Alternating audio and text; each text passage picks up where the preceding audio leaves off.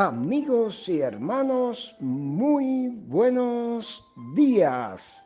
El Señor les bendiga y les ayude a comprender que la sed y hambre del alma y el espíritu solo se sacian en su palabra y en el río del Calvario. Y ahora, palabras de sabiduría. Leamos en Juan 6, 34 y 35. Le dijeron: Señor, danos siempre este pan. Jesús les dijo: Yo soy el pan de vida. El que a mí viene nunca tendrá hambre, y el que en mí cree no tendrá sed jamás.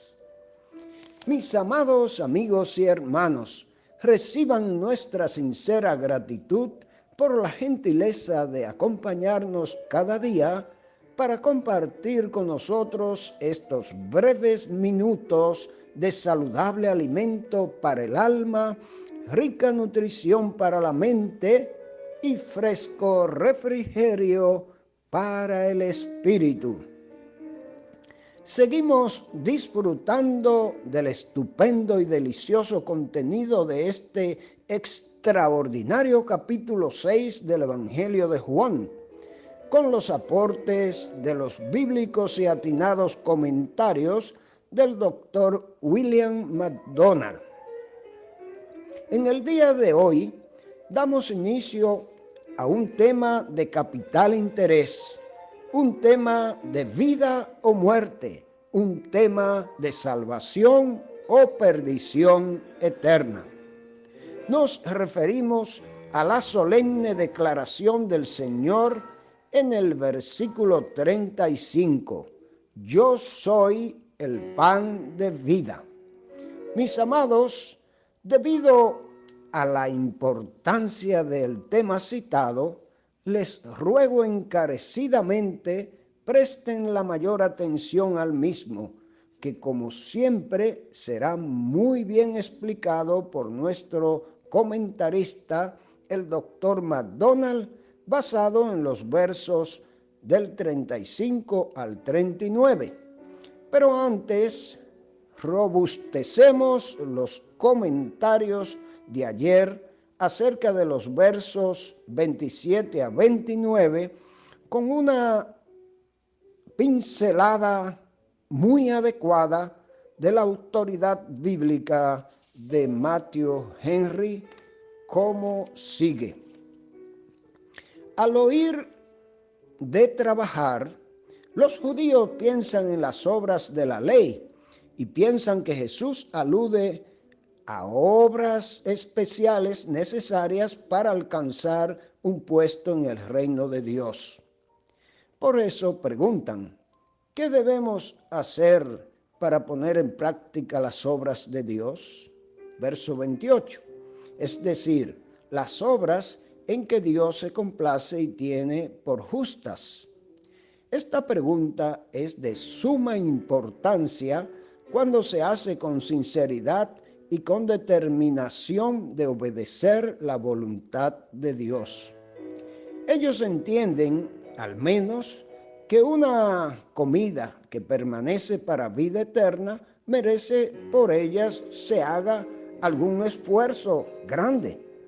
Y al ser una comida que Dios dispone, es necesario conocer el medio de alcanzarla.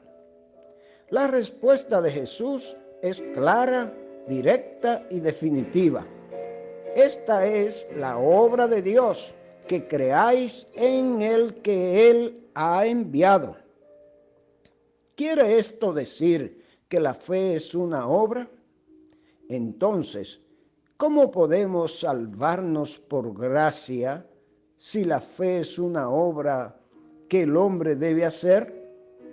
Para entender bien la frase de Jesús, es necesario tener en cuenta lo siguiente. El Evangelio de Juan, como los demás libros del Nuevo Testamento, no deja lugar a dudas de que la salvación es por gracia. Pero la fe que se requiere para ser salvo no es una fe ociosa, sino una fe activa, en la que el pecador pone todo su empeño y que se reactiva por el medio del amor.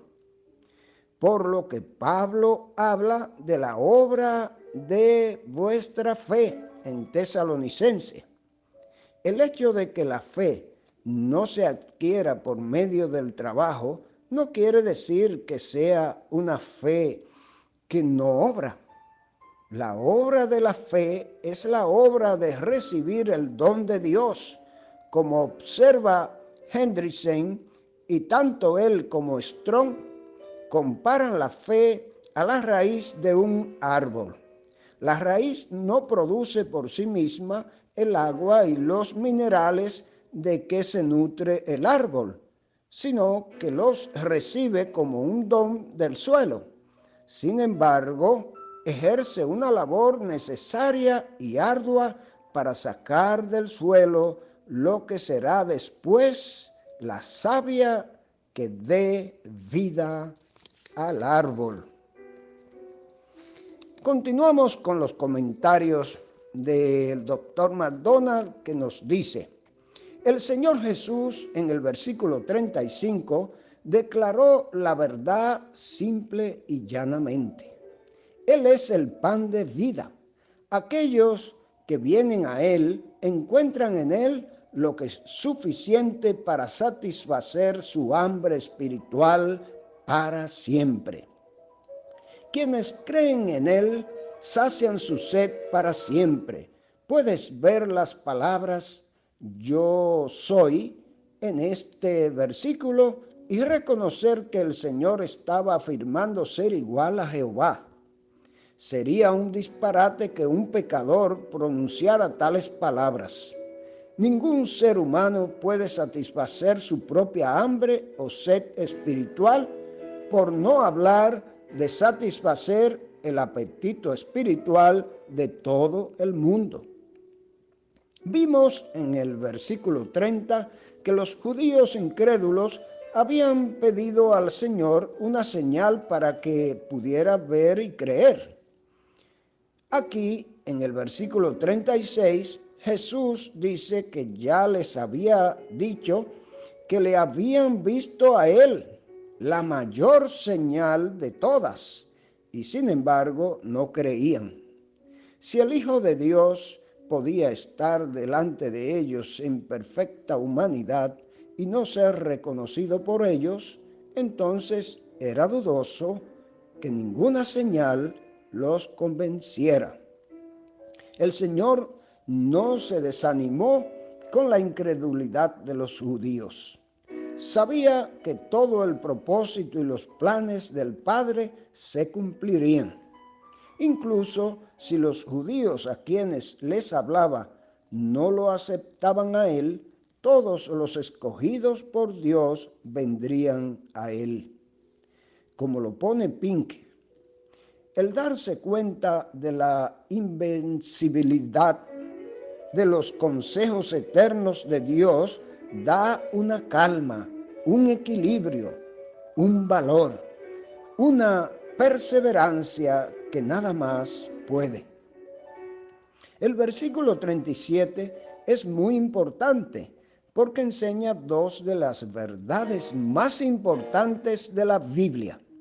La primera, Dios ha dado ciertas personas a Cristo y todos lo que Él ha dado serán salvos. Segunda, el ser humano es una criatura responsable. Para ser salvo, la persona debe venir al Señor Jesús y aceptarle a Él por fe. Dios escoge a algunas personas para ser salvas, pero no escoge algunas personas para ser condenadas. Si alguien es salvo, es por la gracia gratuita de Dios. Sin embargo, si alguien perece para siempre, es por su propia falta. Todos los seres humanos están condenados por su propia pecaminosidad y maldad. Si todas las personas fueran al infierno, estarían recibiendo solo lo que merecen. Por gracia, Dios se inclina bajándose y salva a personas individuales de la gran masa de la humanidad. ¿Tiene Él el derecho de hacerlo? Ciertamente sí. Dios puede hacer lo que quiera y nadie puede negarle a Él este derecho. Además, Dios no puede hacer nada malo o injusto. Dios ha elegido a ciertas personas para salvación, pero el ser humano es responsable de aceptar el Evangelio. Dios hace una oferta universal que si una persona cree en el Señor Jesucristo, será salva. Dios no salva a las personas en contra de su voluntad. La persona debe venir a Él en arrepentimiento y fe. Entonces Dios la salvará. Nadie que venga a Dios a través de Cristo será expulsado. La mente humana no puede reconciliar estas dos grandes enseñanzas. Sin embargo, debemos creerlas aun si no podemos entenderlas. Son enseñanzas bíblicas claramente declaradas en este versículo. Así que en este versículo 37, el Señor Jesús ha dicho que todos los planes de Dios finalmente se cumplirán con respecto a la salvación de todos los que le fueron dados a Él. Puesto que esta es la voluntad del Padre, el Señor Jesús personalmente se compromete a llevarla a cabo, ya que su misión era hacer la voluntad de Dios. En el versículo 38, Jesús agrega más información. He descendido del cielo, dijo Cristo, enseñando claramente que su vida no empezó en el pesebre de Belén.